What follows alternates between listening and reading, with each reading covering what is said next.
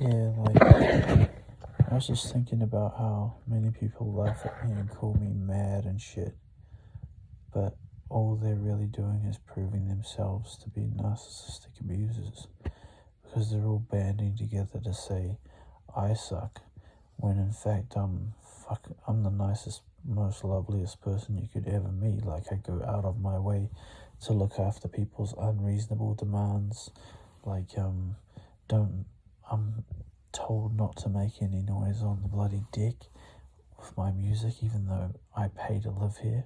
Like, it's crazy the amount of shit I get for just being like I am. It's like, I don't, it's just because I'm a nice person that I don't fucking push it with others, and I do my best, even though everyone calls me skits and fucking mad shit. It's because I care that I'm like this. If I didn't care, I'll be sweet. I'll be like them. Like, my parents and my sisters beat the shit out of me when I was young because they didn't give a fuck, and I did care. So yeah, before you go and like judge someone else for being who they are, you should ask them why they're like they are. And when I fell in with a narcissistic pair and they ripped the shit out of me, and it's still going on with that fucking girl, you gotta know that everything she's kind of saying is kind of feeding her ego and what she thinks and wants, because she's trying to make things the way she wants them for her, which is selfish. Whereas if you believe in God like I do, you do what God tells you to do, which is like the optimum thing for your life. And I believe that is being careful and taking care of the people around you. And if you see someone in trouble, you help that person. You don't bloody hurt them because you're fucking jealous or envious or cruel or lustful. Those are the demons, Those things will make anyone suffer and go down in life. Like, every time you take from someone their blessings, you actually burn yourself a new hole in your ass, because you get something that wasn't yours to begin with, and that makes your life worse over time. You may not see it straight away, but over time things will just turn out worse for you.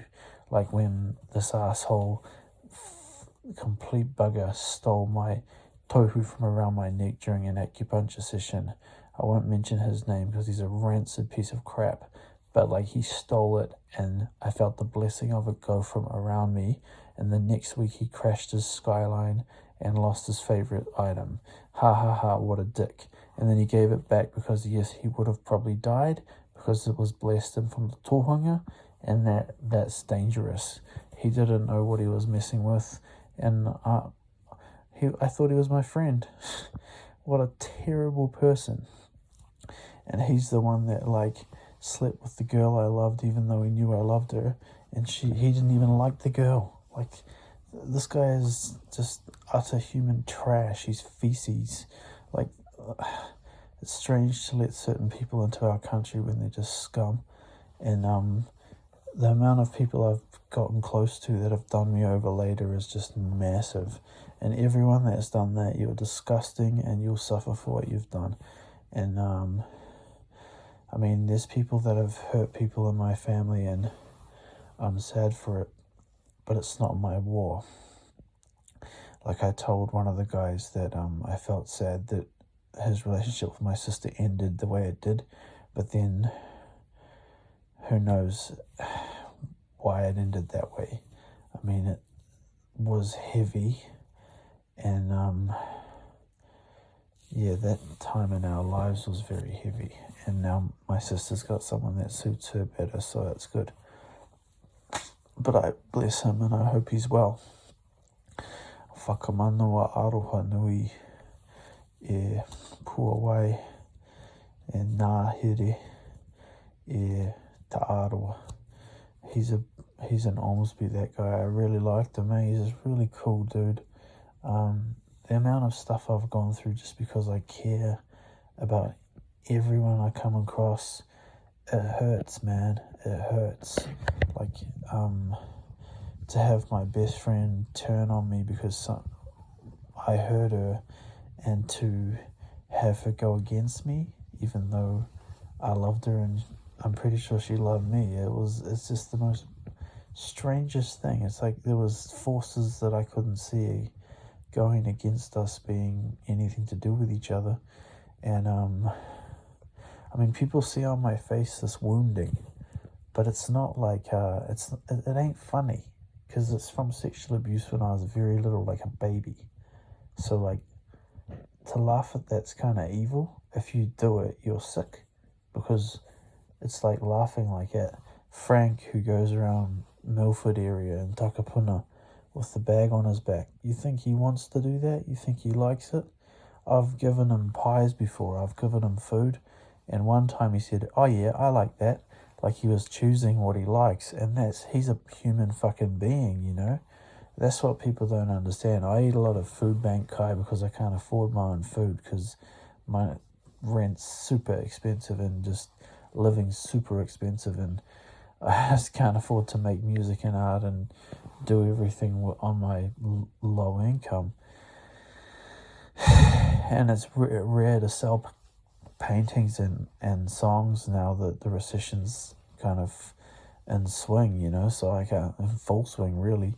So while the rich people have got so much, I'm still trying to hold on to surviving bloody pies at the dairy for $3.50. Jesus, it's expensive. And I just think about my friends that I've lost, like Dean Clark and Jack Ma and Amanda Tune, people like that I loved, and they died, you know, and why I'm still alive. And I respect God for letting me live, and I wish they were still here, because they were great. But like, you can't have everything you want in life, right? I've been close to death so many times. Like, with all the shit I've been through, it's been an insane life. But like, fuck man, like, if you want to know what it is, listen to my music, understand what I'm talking about. Because at first listen, you might think red is blue or green is orange, but really what I'm saying often means the opposite of what you think it does, because my world is dyslexic. I don't see the world the same way. So you might think my rhyme is basic, but you're not seeing my perspective on what I'm saying, so therefore you can't actually hear it. Like, the amount of shit that I've put out that people have said that's a basic line, that's your level is low. I wrote most of my early verses in 2 to 3 minutes. I wrote most of my latest verses in about 6 minutes. So I don't spend long over it, because I'm trying to let it flow out, stream of consciousness, and let you hear the raw thought. Like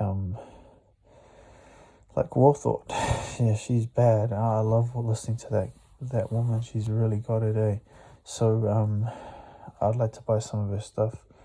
Like I got some Kenzie from Welly stuff. I mean,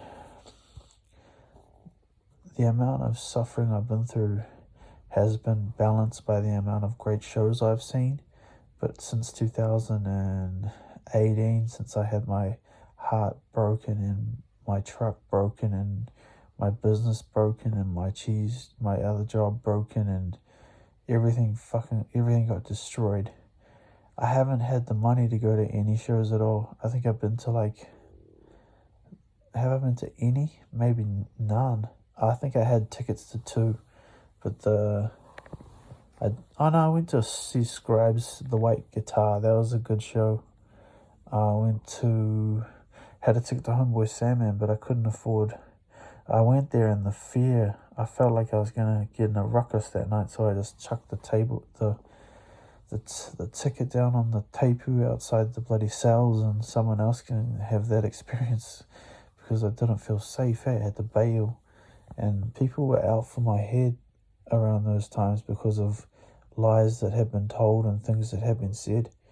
And I'd also said some stuff about my ex-partner's cousin in a way that made her believe I thought she was weak for taking her life. But nah, there's no way in hell I'd ever say something so ruthless and shit. I meant that she had no choice, because traumatic experience causes addiction, and traumatic experience causes medicational dependence, and the only way to get out of it is go through it, and the only way through it is to face it, and that shit's hard. So like I'd never say that lady took her life for personal character weakness, but old girl thought I did, and she told her family, and I nearly got my head smashed in, and so much happened. I was called like a nigger in the street and shit. Like, it's been a crazy little while. Like, in the girl that I had fallen for, she was a white girl, and she told all the white girls I was a wanker, and because I had fame already, everyone's like, oh, you saw he's a wanker. But yo, that is so untrue. Like, just because she got hurt because what someone else done, someone else who I didn't respect, who didn't even like the girl, slept with her, and then I was so hurt I went at my friend, and then my friend got upset with me. Like, so it was dark. It was not even my fault, and it's because she was narcissistic. She did it for her own pleasure, and he did it for his own pleasure, and to me that's just offensive to your soul. So like I felt like my position on the mountain was not respected, and it just cut me, and I was locked away for 4 months in bloody rehab and hospitals, and was fucked up. Like, I had a police chase, and like got my tires spiked, and just all sorts of shit happened. I never had a chance to prove my innocence or even talk to her again. I've never seen her since she left in 2017. I never seen her again, even though she was back in Auckland by the time I was before I had my crash. Before I had my spiking, she was back, and before the cops beat me up and shit for nothing, and before those wankers took me to fucking Waikato and West Side Hendo, because I was like, her fucking dad made me a mark because who she is. She's a rich banker's daughter, so I'm suddenly a cunt and a bad person. But the real bad person is that asshole that fucked her without caring about her. Because you asked me a question like, who loved her? It was me, it wasn't him. He's a fucking piece of shit. If I had a choice, I'd knock his fucking teeth out. But the only way I'd do that is if it was in the octagon, and I'd have to swing pretty fucking hard to break his mouth guard. But I probably fucking would. So yeah, I don't know. I think this whole situation I've been in for the last 6 years has been really deplorable, like just like being so hurt by so many people, and having no one to back me up. Like, just, it's been a very weird situation. Like, how could you accept that life and then have a narcissistic abuser? Look at my hair coming up for the stress. Having a narcissistic abuser at my last flat, owning it and abusing shit out of me, and like stealing my bond, and like making me go to tribunal, and because of his abuse was so severe, I have to get my mum to go because I'm fucking worried he'll just go at me again. Look at this, my hair is fucking going. Too much Coca-Cola, too much stress. I have to like do the healing to get my hair back. And it's so weird, this flat over here, see this one? I don't know if you can. There's a flat over there that always has its lights on, and they always open the curtains and shit. It's weird. It's like, why are they always awake? And if I go and I see them in the window, they like get out of the way. Like, what are you doing? It's so weird. When I'm paranoid, I think they're like spying on me. It's like, why would you care? Yeah, so it's difficult, like staying here and trying to be good to the woman that lived next door to me, because they're quite sensitive and I'm quite loud if I let myself go. But yeah, dump now. Hear that? Oh yeah. This is a real video, everyone. It's not None of that bullshit. And my favourite skater back in the day when I seen him was Muddy in Wellington with the Switch 360 flips. I couldn't believe that shit was Switch. It was so popped and so good. Man, I can see it. That's so dope. He was rad. And Ivan, I think it was Ivan Gregorov was there too. The dude was ripping. And Peter Carney gave me a time machine when I snapped my Vinnie Ponte Zoo York on a kickflip back lip on this block on the ground. It was like a square girder. I nearly had that. I had that, but like destroyed my board. I so miss skating. I guess you can't do everything. But I believe if you believe in healing from God, you can actually have that. The world will tell you can't, but like the amount of shit I've been through and survived is pretty gnarly. Like the shit, hospital and stuff, unless you've gone to a mental hospital and you've really gone through that shit, you have no idea. Like if you see someone on the street that's making no sense, chances are they've gone through something you could never understand. And to laugh at them, that just shows you're a narcissistic abuser, because if you really had compassion, you would feel sad for them.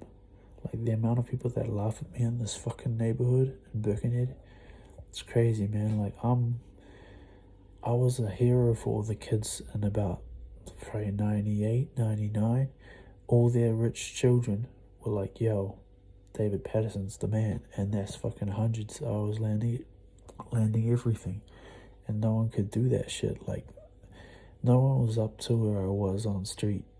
Like Dean had stuff I didn't have, but like the way I did it, how I skated Altea, no Birkenhead cat was doing that as regularly. Like I was at uni and I was skating Altea every day with all the pros. Kama Sochev said how great I was going to be when I got a bit older.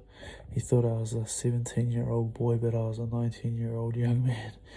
So yeah, it was like the amount of stuff people don't see and don't remember and don't understand. Like the amount of abuse I get for being fucking stressed is crazy. Like if you want to know my life, watch Conway the Machine Stressed on YouTube. Look that up and you'll see why I'm fucked up. It's not like a mystery, man. Like my dad's a straight up asshole. My fucking stepdad's a straight up asshole. The rest of my family pretty much are. They are assholes. They're just fucking narcissists. You can't really get away from that energy when it's around you all the time. And all I've been smoking lately, like cigarettes to give me some space, but that shit's fucking nasty. I need to I haven't been out of fucking Auckland City years, because I just haven't had any fucking cash. And the girl that I had loved, she's been to fucking Holland, Costa Rica, all around the world, and she's living a fucking great life in Wanaka, and I'm here fucking struggling in this hood with these shitty ass people that judge me every day. I go past that fucking coffee spot and they're all laughing and shit, and I'm like, yo bitch, I was your your fucking son or your nephew's greatest hero in 98, and just because a few bitches fucked me over, I ended up in the toilet and every cunt's laughing, basically just because they're jealous that I'm better. I don't know, man. I wouldn't laugh at me, eh? My potential to come back is so huge. And if you want to make 40 albums, and if you want to be on page 3 Metro of the fucking Herald in 98, 99, 2000, be my guest, but pretty impossible. So if you can't match me, you should shut the fuck up and respect me. Because I'd done it all. Muddy can tell you. Justin Watney, seek him can. He's in heaven. He can tell anyone. You know, this is like true facts. And pain only holds you back as much as you let it. And I ain't scared to release this video and show people like how I feel. And you are. You all are. You'd never tell the fucking truth about your pain. Like, you fucking cowards. And you fucking laugh at me. Fuck you. And I reckon that fucking member of parliament for around here is a GCA. He's a gay cunt, but fuck no worries. He's fucking always says hello to me. That fucking old Coleman dickhead from National, he was a fuckwit. Always arrogant, eh? Never was friendly. Yeah, so anyway, that's 20 minutes. Look at this hair, bro. Looking bad, dude. It's because of the girl, mate. She fucking crushed me. Coming here and fucking hitting on me outside my window. And her fucking telepathy skill. Bitch is crazy, bro. She thinks she can get away with that. She's fucking dreaming, man. No matter how much pee you smoke, girl, you can't get away from your fucking karma. If you treat good people badly, guess what? Good people take so much, and then they're gonna treat you the way you treat them. Because that's in the fucking Bible. The real Bible. The fucking Jah Rastafari Bible. Defend yourself. I haven't defended myself because they fucking cut my wings off when I was a baby. But I'm back. I'm gonna show you how to break it down, man. How to really break it down. Hand on the pump. Pump up the volume. I seen that movie when I was young. My sister had some good taste, but now she's like super vampire. Super scary, like just hurts me and fucking laughs about it like a cackling witch. Like that fucking Rebecca bitch from Remedy Acupuncture. I honestly would say 80-90% of acupuncturists are Satanists. They are. There's only about 10-20 that are good people and you can trust. Everyone else is just full of their ego. Like Henri, like that faggot I won't mention. And there's plenty of them, mate. The only good ones are they don't do it for the money, and the whole thing is about money. I did it for the love, and that's why I got kicked out. Because I would have taken all their clients away, because I'm the best at fucking shit, because it's in my bloodlines. I'm a tōhunga from blood. And if you think you can keep me down and keep me there, keep this angel locked in the basement like my mum has for 20, 30 years, you're fucking joking. I'm always going to break out like number 23. So 23 this, you motherfucking ass motherfuckers.